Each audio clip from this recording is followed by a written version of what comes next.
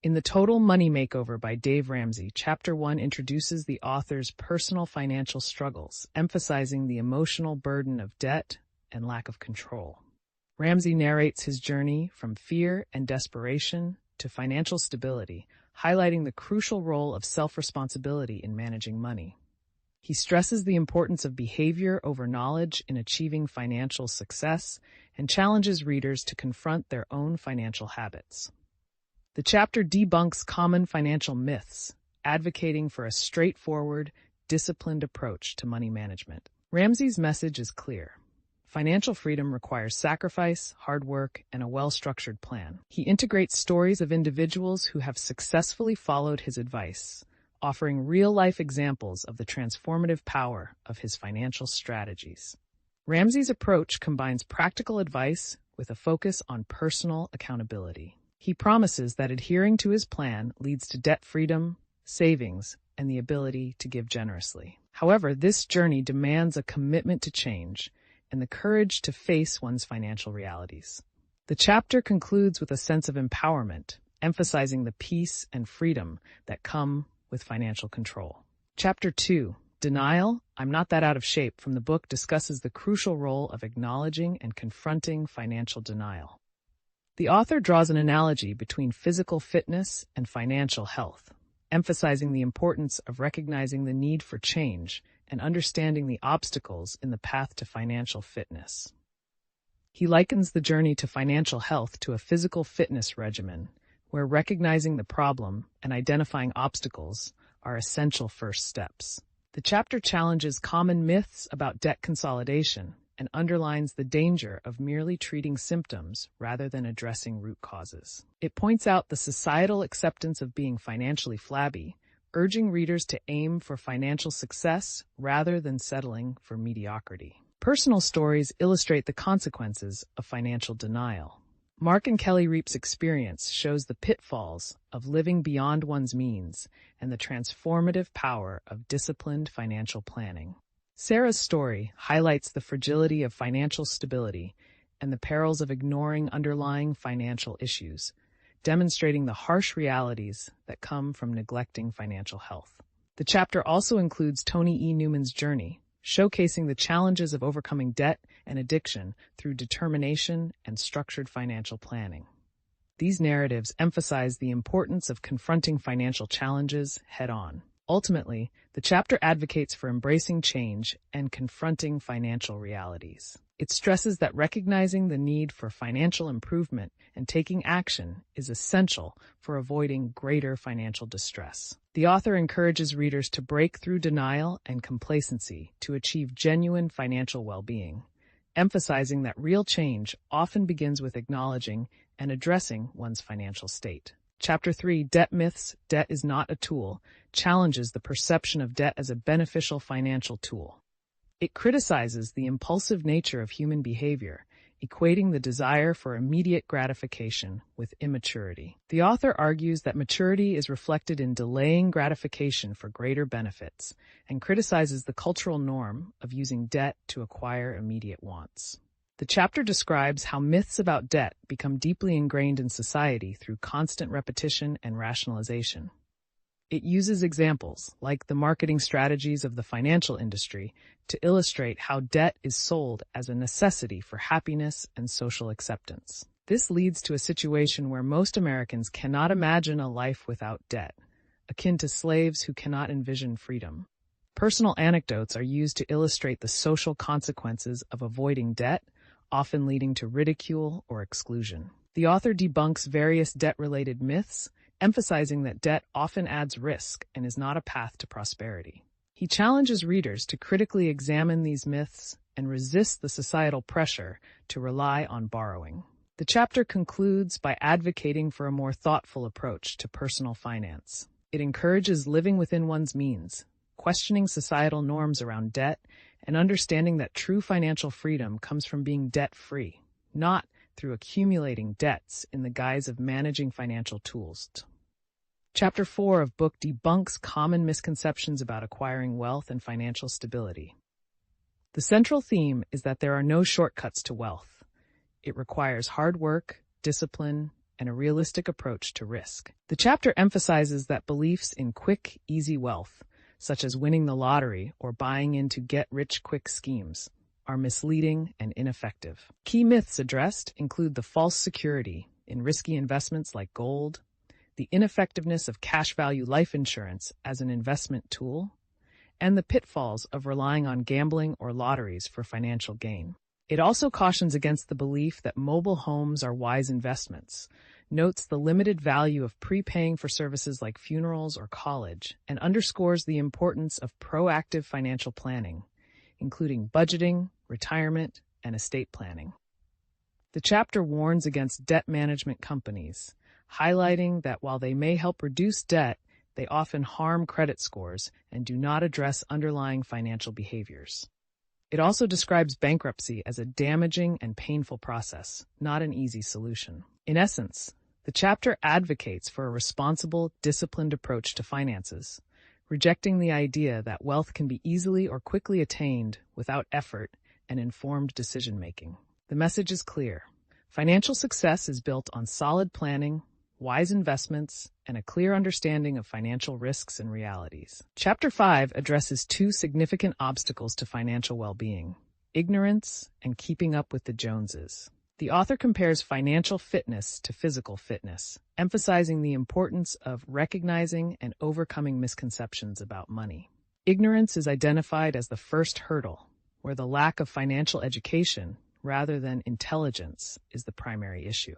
The author stresses that no one is born with financial knowledge. It must be learned, yet our education system often neglects this area.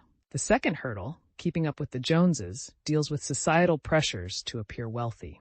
This often leads to financial decisions that prioritize appearances over actual wealth building. The author cites examples of millionaires who live modestly, challenging the stereotype of conspicuous consumption. The chapter includes personal stories illustrating the destructive nature of these hurdles and the transformative power of overcoming them. The author advocates for a radical shift in attitude towards money, urging readers to focus on financial education and to resist societal pressures that lead to poor financial decisions.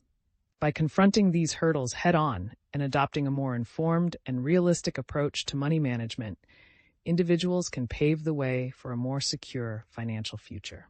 The chapter encourages readers to embark on a journey of financial education, breaking free from misconceptions and societal pressures to achieve true financial freedom. Chapter 6 of the book, titled Save $1,000 Fast, Walk Before You Run, emphasizes the importance of taking small, manageable steps towards financial stability, a concept author Dave Ramsey refers to as baby steps. Drawing inspiration from the film What About Bob, Ramsey underscores the philosophy of achieving goals one step at a time. He advocates for focusing on one financial goal at a time rather than diluting efforts across multiple areas, which can lead to slow progress and a sense of failure. The chapter begins with an analogy of eating an elephant one bite at a time, suggesting that tackling large tasks in smaller segments is more effective. Ramsey shares his personal experience with physical fitness to illustrate the importance of gradual progress. He stresses the power of focus and priority in successfully following the baby steps, which build upon each other and must be completed in order. The first baby step is to save $1,000 quickly as a starter emergency fund. This fund is crucial for handling life's unforeseen events and breaking the cycle of dependence on credit cards. Ramsey explains the necessity of a written budget, likening financial management to running a business. He shares stories from individuals who have successfully implemented his methods, emphasizing the transformative impact of budgeting and financial planning. The chapter also discusses the psychological aspects of financial management, including the importance of agreement between spouses on the budget and the need for consistent, disciplined adherence to the financial plan. Ramsey concludes by encouraging readers to view this step not just as a simple task, but as a foundational change in their relationship with money, offering hope and control over one's financial future. Chapter 7 focused on a method to eliminate debt known as the debt snowball. Ramsey emphasizes that income is a powerful tool for building wealth, but its full potential is realized only when one gains control over it by eliminating debts.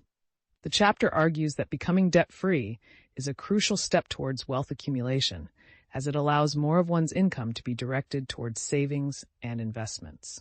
The debt snowball method involves listing all debts in ascending order of amount owed, regardless of interest rates. The strategy is to pay off the smallest debt first, while making minimum payments on others. Once the smallest debt is cleared, its payment amount is added to the next smallest debt's payment, creating a snowball effect as each debt is paid off. This method is designed more for psychological wins and behavior modification than for mathematical efficiency. Ramsey provides examples of average American debt situations to illustrate the impact of this strategy. He stresses the importance of intense focus and sacrifice in this process, often requiring lifestyle changes and additional income sources. The chapter includes personal stories of individuals who successfully applied the debt snowball method, highlighting the emotional and psychological aspects of debt repayment. The chapter also addresses common questions and concerns, such as dealing with large debts, maintaining an emergency fund, handling business and rental property debts, and the temporary suspension of retirement fund contributions. Ramsey emphasizes the need for a drastic shift in attitude towards debt, encouraging readers to adopt a mindset of urgency and intensity in their journey to becoming debt-free.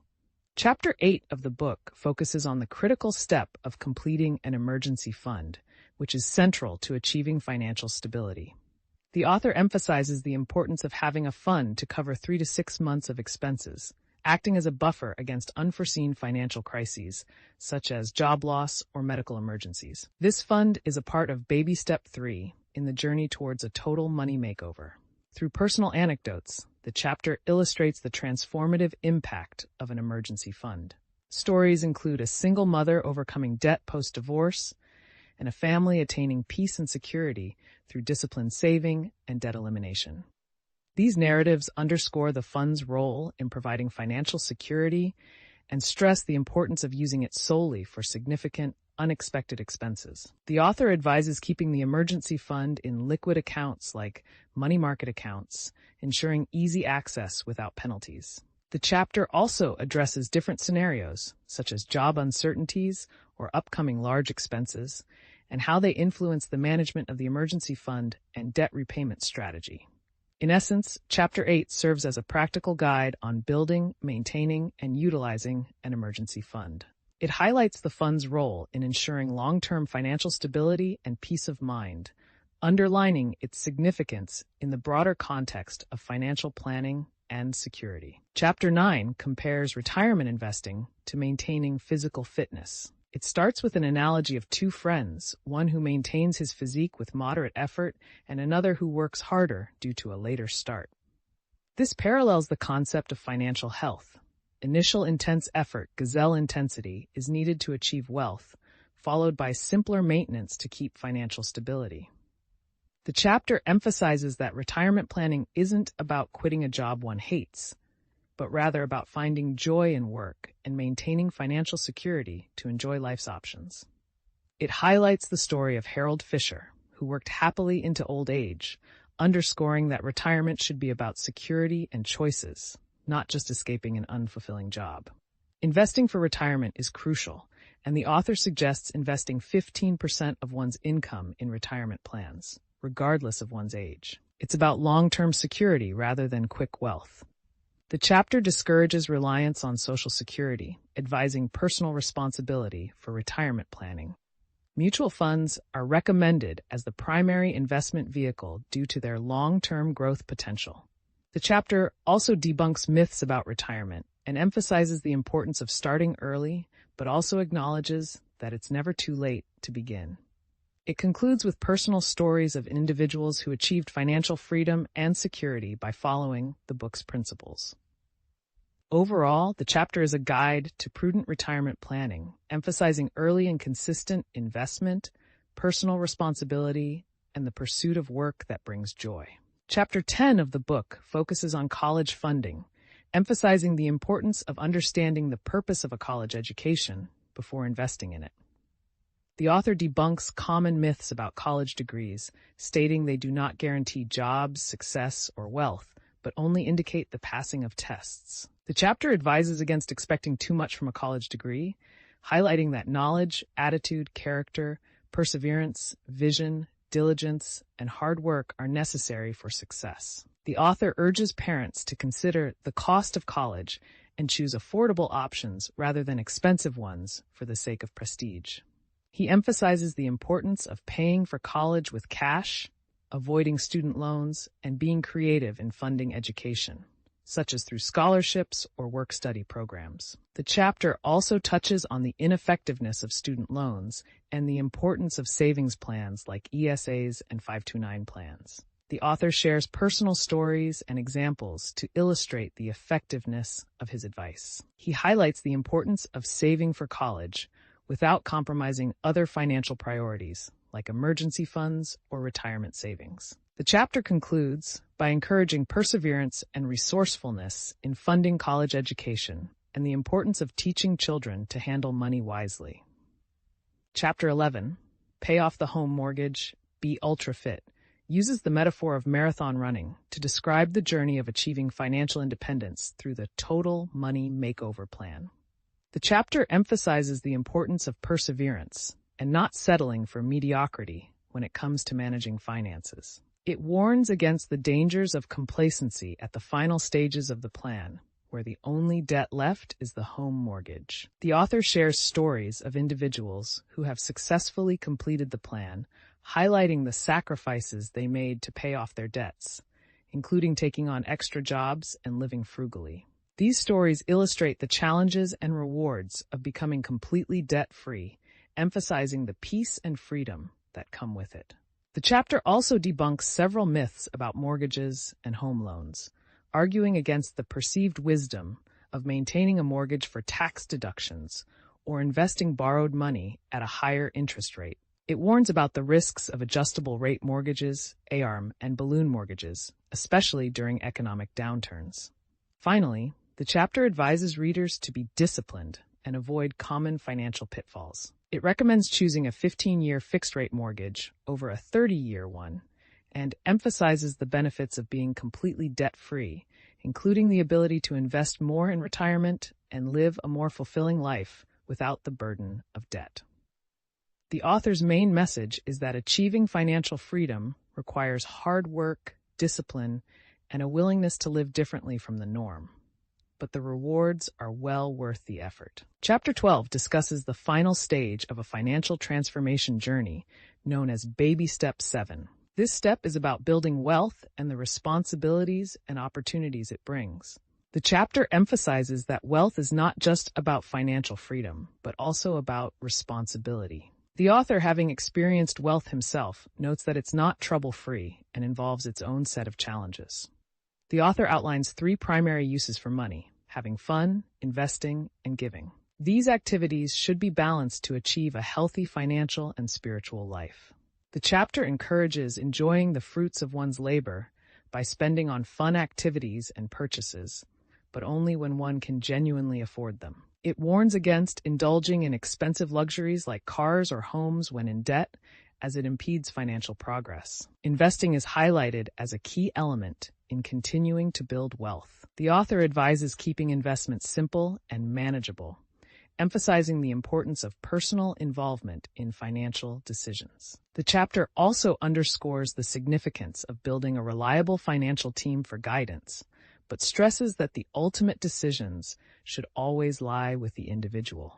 The final part of the chapter focuses on the joy of giving. It argues that giving is the most fulfilling use of money and shares stories illustrating the impact and joy of generous acts.